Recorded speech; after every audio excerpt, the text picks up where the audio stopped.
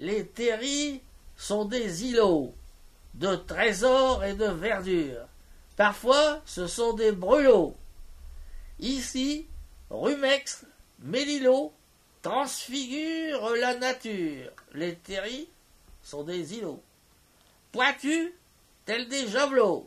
Ils fument dans la froidure. Parfois, ce sont des brûlots. Pour le plaisir des mulots, ils se font une parure.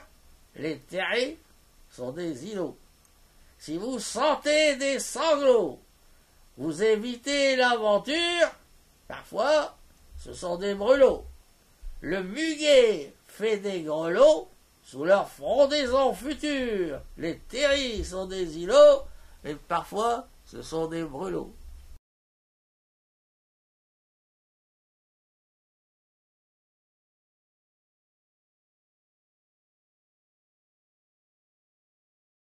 Henri Clavry, professeur agrégé de lettres, à Hénin-Liétard depuis janvier 1923.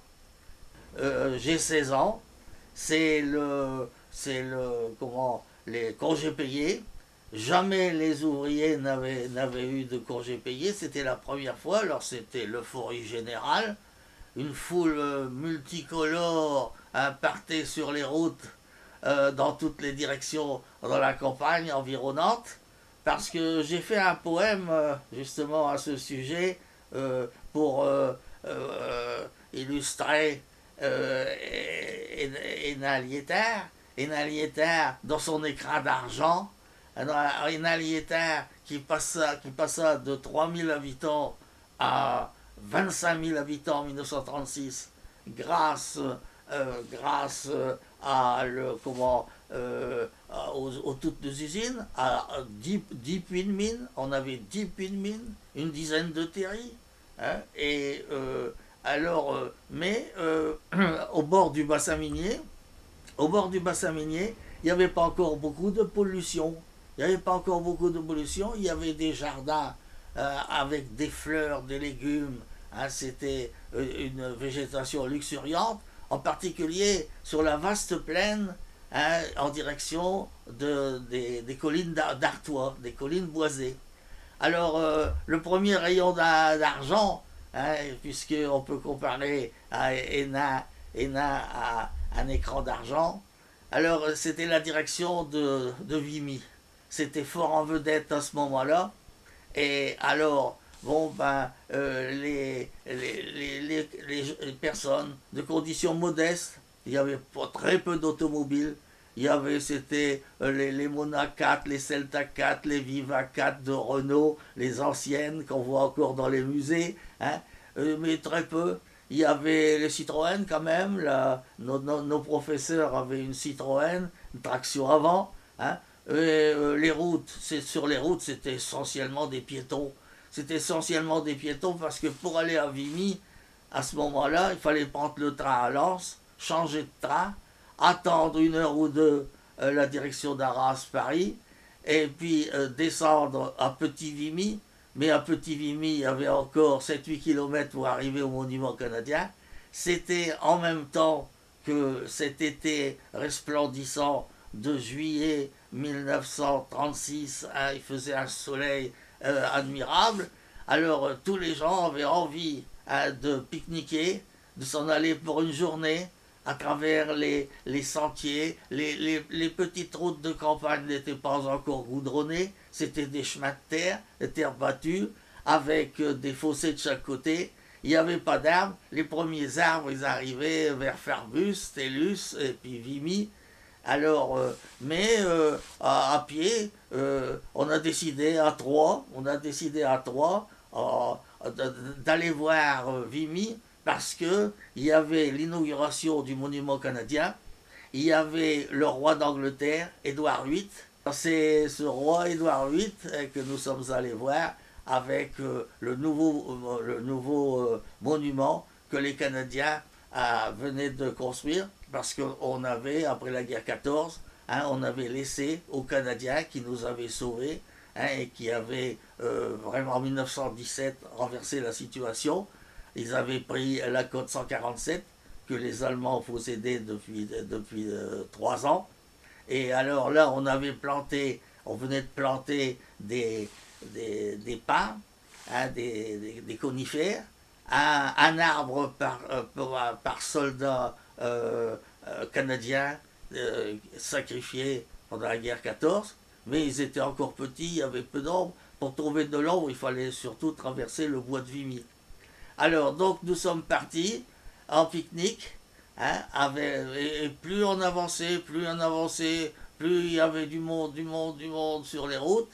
Hein, chacun avait apporté des couvertures pour faire du pique-nique au bord des champs de blé. Il y avait une végétation luxuriante, des grands champs de blé, c'est très fertile, la plaine est très fertile jusqu'à Vimy. Mais en arrivant à la gare de Petit Vimy, justement, il y avait encore 7 ou 8 kilomètres, et c'est là c'était le plus dur. Il fallait monter à la côte 147, parce que 147 c'était déjà une épreuve. Hein. Alors donc, on avait porté des victuailles, en plus on portait des victuailles, on portait les boissons, on portait la tarte de l'évouli comme c'est la coutume à gros bord. Hein. On n'était pas riches, mais on cultivait. Mes parents cultivaient ce qu'on appelait des carreaux à ce moment-là. Des carreaux, c'était 2,61 r. Et mon père avait cultivé plusieurs carreaux de terre. Alors on n'avait pas faim. On élevait des volailles, des lapins. On cultivait, on avait tous les légumes à satiété. Alors donc on avait porté beaucoup de provisions pour une journée à pied à travers la campagne. Alors là c'était la première direction. Et plus on allait vers Lens et vers Liévin, plus il y avait du monde parce que eux ils étaient plus près encore du monument canadien. Bon, c'était la première attraction. Une deuxième attraction, hein, c'était plus près. Alors là, c'était à pied aussi. C'était plus près, c'était le lac de Montigny. Alors le lac de Montigny, à ce moment-là, il y avait une guinguette au milieu du lac. Et il y avait des moyens de locomotion pour faire le tour. C'était assez vaste. C'était boisé. Il y avait la pêche. Il y avait la musique.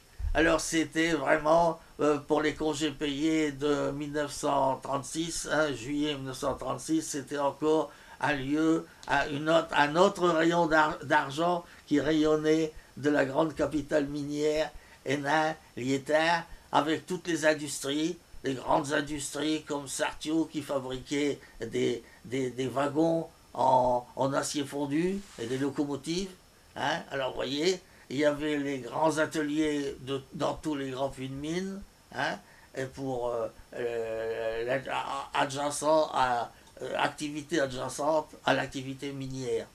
Bon, alors c'était très riche, les compagnies minières étaient à leur apogée, hein, et une autre direction que prenaient les ouvriers heureux de pouvoir bénéficier d'un petit repos bien mérité. Hein, c'était les syndicats puissants, hein, qui avaient gagné, qui avaient remporté une grande victoire avec Léon Blum, hein, et avec ici les syndicats et avec des personnalités dont on parlera après la guerre, avec le général de Gaulle. Je pense à Maurice Thoré de Noyelles-Godault, ici tout près, hein, qui sera le vice-président avec le général de Gaulle pour le gouvernement provisoire de la République en 1944. Vous voyez, mais déjà, Maurice Thoré avait déjà combattu, il avait déjà préparé le terrain, puisque c'est lui qui a inventé le mot Front populaire. Le Front populaire, hein, qui à ce moment-là avait remporté ses victoires au point de vue social. Hein. C'est une avancée sociale extraordinaire, hein, des congés payés, semaine de 40 heures, beaucoup d'avantages, hein, pour les ouvriers qui gagnaient très peu à l'époque, surtout les mineurs de fond. On rappelle que les accords de 1936, c'est donc les accords de juin, c'est 12% d'augmentation de salaire, Oui, la semaine des 40 heures, la semaine des 40 heures. et les fameux 15 jours de congés payés. De congés payés. Alors, les plus malins, déjà les plus avancés, bon, ben, ils allaient à Berck, hein, au bord de la mer. Hein. Et cette première fois où vous voyez la mer, qu'est-ce qui se passe? Qu'est-ce que vos yeux, de quoi se souviennent-ils? Oui, eh bien, la plage, la plage à perte de vue, parce que Dunkerque, c'était la plage, c'était Malo-les-Bains. Et alors là, c'était pareil, hein, c'était l'euphorie, une foule bigarrée, immense. Mais alors, c'était encore les premiers maillots de bain. Hein. Alors, c'était plutôt les pieds, les jambes. Hein. On ne s'aventurait pas trop. Hein. On allait peut-être 40 cm d'eau, n'est-ce pas? On n'était pas habitué encore. Hein. C'était les premières fois. Hein. Personne n'osait se baigner vraiment. Non, non. Peur de se noyer. Oui, on trempait plutôt les pieds.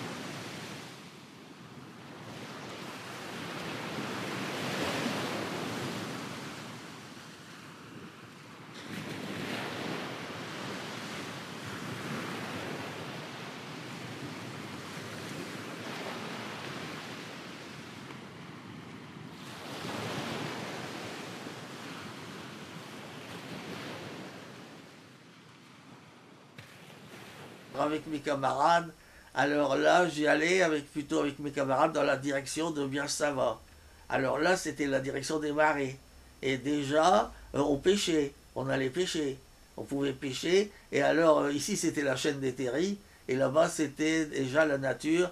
C'était encore la nature le long de la Scarpe, la chaîne des étangs.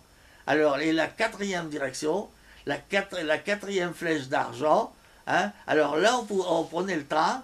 On pouvait prendre le train Lens-Lille, hein, à la gare d'Hénin, et on descendait à Falampin. Alors là, c'était le bois de Falampin. Et le bois de Falampin, à ce moment-là, c'était le poumon de l'île. Il y avait beaucoup de Lillois, mais il y avait aussi pas mal des Ninois et de personnes des bassins miniers, n'est-ce pas? Et là, on faisait du camping. Alors, ce qui sera très intéressant, c'est la suite. C'est la suite. C'est la suite. Maintenant, le peuple a goûté au congé payé, il a goûté au voyage dans la nature, à le retour dans la nature, et les mois qui ont suivi, à l'école primaire supérieure d'Hénin-Liétard, alors nous avions des professeurs bénévoles, des professeurs extraordinaires, dont je salue la mémoire, en particulier le professeur Robert Dubois, qui deviendra général de division et qui aura suivi la 2e DB avec le maréchal Leclerc. Hein. Alors on avait des professeurs de ce genre. On avait un aussi qui s'appelait M. Fropeau et qui était professeur d'histoire-géographie. Alors lui, il nous amenait alors lui, avec des bénévoles, on était une dizaine de bénévoles, les mois suivants, en dehors de nos heures de cours, hein, bénévolement, eux comme nous, hein, nous allions faire des expéditions un peu plus loin, à une trentaine de kilomètres, par exemple du côté des monuments mégalithiques. Il y a un menhir, à l'Écluse, à Dolmen, les 4 pierres d'Étain, vous voyez, au-dessus de Vitry-en-Artois. Et alors le professeur Fropeau, vous voyez, en 1936-37, dans cette ambiance des congés payés, hein, du retour à la nature, des voyages à travers la belle campagne qui entoure le bassin minier, eh bien, nous avions des cours gratuits, comme Aristote. Hein, le professeur montait sur un menhir ou sur un dolmen, et dans la nature, hein, il nous parlait, il nous faisait un cours sur les monuments mégalithiques. Hein, Est-ce qu'il y avait eu des grandes manifestations juste avant 1936 sur Hénin-Beaumont? Oui, alors il y a eu en particulier en 1934 hein, des manifestations très violentes à Paris, des mini-révoltes. Hein. Et ici, à Hénin-Liétard, en face de l'église Saint-Martin, place Carnot, au Palais des Fleurs. Alors il y avait les camelots du roi, comme on les appelait, vous voyez, il y avait déjà des révoltes importantes. Hein. Ils étaient venus de Lille, c'était des étudiants qui étaient venus de Lille, qui étaient au fond d'un couloir. Et là, il y a eu Joseph Fontaine, un fils de mineur, un jeune. Hein, et alors, il revenait avec son panier de pigeons, parce que les mineurs faisaient des concours colombophiles, ils aimaient ça. Alors, il ne savait pas ce qui se passait. Il revenait avec son panier et ses pigeons. Alors, il a voulu regarder ce qui se passait. Et puis, il y a un des croix de feu qui a tiré et il a été tué. Alors, il y a une plaque encore actuellement qui rappelle, vous voyez, à Hénin-Liétard, il y a déjà eu, déjà, c'était quand même grave, hein, une personne comme ça, innocente, hein, qui a été tuée. Les croix de feu, c'était? Alors, les croix de feu, bah, c'était l'extrême droite de l'époque. Hein, l'extrême droite de l'époque. Et alors, à ce moment-là, il y avait, comme dans les grèves, il y avait beaucoup de grèves. Alors il y avait, les gendarmes étaient à cheval, avec des mousquetons, ils fonçaient dans la foule, à cheval, et alors on a bien vite appelé les gardes mobiles, mais quand les gardes mobiles sont arrivés à 50 mètres là, de la rue de Douai, de la rue Les Gruelles, au Crédit du Nord, tous les croix de feu, et tous les révoltés, ils s'étaient enfuis en montant sur les toits dans les environs. Pour finir, on n'a jamais su qui. Hein, il n'y a pas eu de jugement. Le coupable s'en est bien tiré. Mais il y a encore la plaque, plaque à la pâtisserie, hein, contre le mur de la pâtisserie, au Gâteau des Rois, en face de l'église Saint-Martin. Voilà, alors là c'était déjà... Ça c'était l'événement violent. C'était l'événement violent. Alors il y avait des grèves, bien sûr des grèves importantes, hein, et c'est à la suite de tous ces mouvements ouvriers importants, hein, et en particulier avec Maurice Thorez dans la région, hein, que 1936 a vu des mesures dont on parle encore aujourd'hui, hein, et dont on célèbre encore aujourd'hui la mémoire. C'était vraiment exceptionnel, parce que si on lit Germinal, ou si on voit le film de Zola, hein, on voit le travail de bagnard des mineurs, et puis encore maintenant, il y a encore la silicose, hein, il y a encore la maladie de la silicose, il y en a encore beaucoup qui souffrent, hein, de ça. Maladie professionnelle, hein, c'était mais petit à petit, dans les mines, hein, on a fait des progrès, on a évité l'intensité la densité de poussière, mais n'empêche que c'était toujours un métier difficile, un métier à exploser avec les coups de grisou et tout ça. Voilà, en gros, hein, mes souvenirs personnels de 1936 à Hénin-Liétard.